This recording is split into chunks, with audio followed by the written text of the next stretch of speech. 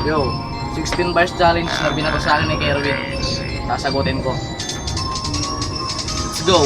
Unang bara hanggang matapos ang panglabing-anim, susunod sa hamon ko, tiyak na mag-aalanganin ang labing-anim na bara. Para sa akin ay bitin, dadagdagan pa ng 10. Yan ang balak kong gawin kung maghihigit pa sa ganitong limitasyon. Gaganahan magsulat, gagawing 1,000,000 na mga bara na ngayon aking ibibitaw. Dating makatang lumubog at muli nang lilitaw ang silisensyadong Makata. Di mayamag at maangas sa mga hamunin ko, gumawa at wag tumakas. Salamat dun sa tropang nag-umpisa ng ganito. Ako'y nagtataka bakit nanominado pa ako.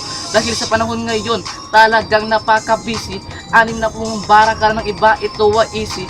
Kaya pasensya na, hindi masyadong maganda, hindi masyadong naganda dito sa aking tula. Yo, Dominate.